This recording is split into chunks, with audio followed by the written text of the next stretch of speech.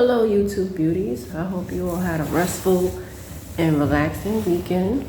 Um, my sleeping pattern was kind of weird. Like, I woke up at 3 this morning, went back to sleep, and overslept. Had to catch an Uber. My credit card declined, and then I had to use real money. I'm like, so I called the credit card. By the way, don't get credit cards. Like, fuck what people say. Credit cards are the devil. I was doing very well in life with no credit cards. Like, I had used credit cards in my early 20s, and then I paid all of them off, and for years I didn't have credit cards. I was perfectly fine without them. And so, people tell you, oh, you need at least one. But if you get the wrong one, because I had a student one when I was like 21, but most credit cards, which I didn't know, they go up in interest. So even when you pay it off or you're making payments, it's still going up as if you're using it. And to me, that makes zero sense. So, tax time, I usually go on vacation, whatever. I can't even do that this year because I done spent, what is that? $2,000 on one credit card, and then just now I paid another $1,000, so $3,000 on credit cards. Then I spent another $2,000 on a new bedding frame. So yeah, that's like that's the first time I can't really enjoy my tax money. It went to credit cards and a damn bed. But it's all good, it's life. I was just thinking, like, I had saved so much money during the pandemic with stimulus checks. I treated myself to a fur. I was getting checks from school because of COVID. I was just telling somebody, like, that was a blessing because I was able to pay tuition with that. And if it wasn't for school and stuff and whatever, I would have had so much money in the bank. But things pop up, life happens. And it's like, I'm not even worried about a vacation this year. It's just trying to get a new job, like, for real. I've had my bachelor's for almost a year now. And that's what I wanted to talk about with those of you who have kids. I need to find another high school for my son because they talking about some, and I confirmed it with another teacher. I went to PTA like last week or the week before. And they have mandatory AP courses. I don't think that's right. I don't think you should ever force anybody, because when you get to college, they don't force people to take AP courses. So I don't know why they doing that in high school. Oh, we trying to prepare them for college. No, y'all trying to stress them out. That's not preparing them for college. Because if somebody takes an AP course in chemistry and their major is criminal justice, how does that make sense? I didn't take chemistry at all in college. So how does that make sense? Or if they go to trade school, how does that make sense? That's just stupid, So I'm definitely looking for other options for my son. I might be considering public school, but it needs to be like a decent school. I'm not going to just send my child anywhere. But yeah, that's what I'm going through. But today I wanted to talk about rape. So rape is a very sensitive topic, and I was kind of skeptical about talking about it, but I really wanted to make a message to my young black men.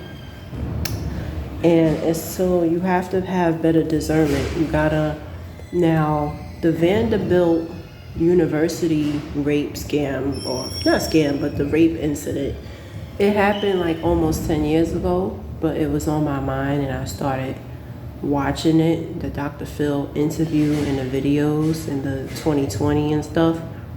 What triggered it was I was watching Freshman Fall on Tubi, and it was about a girl who was raped at a frat party. And so I was like looking up Vanderbilt, what happened in Nashville, and it happens a little bit too often, but we all know that the 3 black boys that went to jail, that wouldn't have happened if they weren't influenced by the white boy. And that's why a lot of people feel like it was racism, which I understand their point of view, because the white boy is not doing a life sentence. But also the white boy also came clean. So I gotta watch the trial too, because it's like I don't like going by what journalists say. But the black boy, it was so sad because that wasn't even his friend. He said he knew of him. They both was football players, and he brought her into the dorm and participated in the crime. And Dr. Phil was like, huh? He was like, he don't remember. And so the jury took it as he don't care. But I believe him. He probably really doesn't remember. I believe in the spirit world, y'all already know. And sometimes people become other people because at the end of the day, somebody could have a stronghold over you. And if you're not strong enough, they could overtake you. Not saying that the white boy put a gun to his head or anything, but obviously the white boy was the leader of the pack. That was his girlfriend. And I thought she went up there voluntarily. No, she was at the bar with her boyfriend. It was just her and her boyfriend. They were on a date and they're drinking, and then she passes out. And the next thing she knows, she wakes up in a dorm. So when I first heard the story, it's like she went to a frat party. No, it was her and her boyfriend were on a date. They were on a date. And he took her to, he took her to the dorm room and they put a water bottle up her vagina. They did all type of craziness. They didn't just rape her, they humiliated her. Then had the audacity to record it. It's like they didn't have no remorse to say, nobody said stop, this is wrong. Nobody did any of that, and that's what made it so bad. And it's unfortunate because you have a black man raised by a single mother. His mother worked at the school. She worked hard for him to get to the position he was in, to come from the hood, and you end up in school, playing football, and then it's all gone in one night because you just with a bad crowd. And that's the message that I wanted to say to black men. A lot of baby boomers say it, but I'm gonna say it too.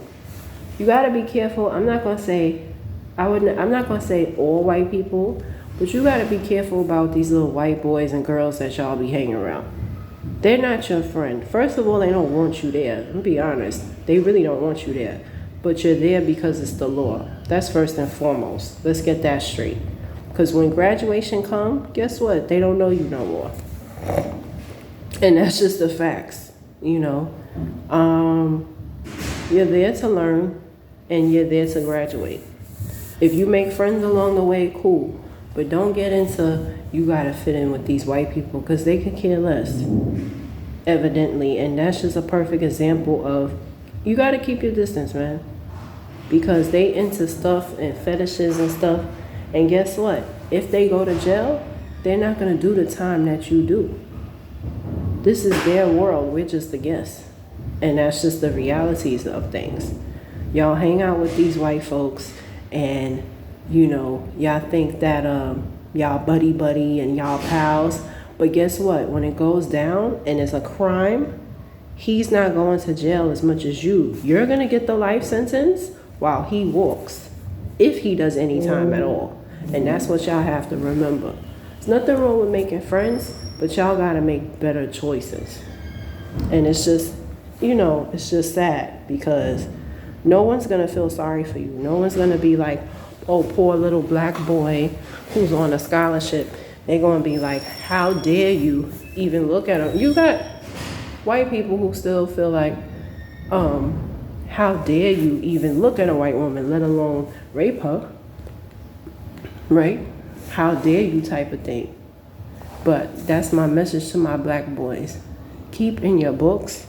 Of course, you want to socialize, but there's nothing wrong with staying to yourself. Or staying in your circle. Because one thing I noticed when I visited Utica College, everybody was there in their own circle. And there's nothing wrong with that. That isn't, one thing about black people, they always want their kids to integrate. You ain't never hear a white parent say, oh, I want white child to be with black kids. I've never heard that. But why is it that always black people feel like they have to put their child in a white school? Please, somebody explain that to me. I never understand that. Oh, they need diversity. So yeah, back to Vanderbilt. So yeah, so that's what made the story so odd. And even Dr. Phil was like, what? Like, so you can't even really blame the white boy because the black boy, he admitted that he didn't even know him. He knew of him. So it's like, why would you participate in a crime as horrific as that? But what I wanted to say, I was talking about, Utica College I visited, and everybody was segregated in their own little circle, and there's nothing wrong with that. Even my English professor in Mega Evers, she was white, and she made an excellent point. She was like, what's wrong with a white person entering a cafeteria, seeing a group of white people, and going to where the white people are? What's wrong with that? And everybody was upset. And I remember that day, everybody was upset or whatever, but the reality is she wasn't wrong. And it's natural to want to be around people that have something in common with you. And for some odd reason, black people always want to fit in with other groups beside their own because they feel like, oh, I don't want to sit with the other black people because I'm better than them because they from the hood. They from the, a good one is, they from the projects and I live up the block and struggling to pay rent, but I'm better than them. Like, it's the same, and people can live in the same neighborhood as you and still feel like they better. You got people who, I live in Brownsville and they live in Bed-Stuy and they think they better. A cousin of mine, I'll never forget it. She had so much to say about Brownsville. And then I found out she lived real close to me. Like, I could walk to her house. And I'm like, the way you was talking, I thought you lived in Park Slope or something. And it's funny because my friends from the suburbs and that lived in Park Slope and Long Island and stuff, they never look down at where I live. It's always the people that live close to me that look down at where I live. I never understood that. Like, how you live in Flatbush, in the bad area, because they got mansions in Flatbush, but you live in Little Haiti, and you talking about somebody who live in Brownsville, or you live in the Sty, Rockaway Avenue, and everybody know that area is rough, talking about Brownsville. Like, that don't make sense. It would make sense if you actually lived in a decent area like Park Slope, if you live in Sheepshead Bay, or, but my friends that lived in decent areas, they never put me down.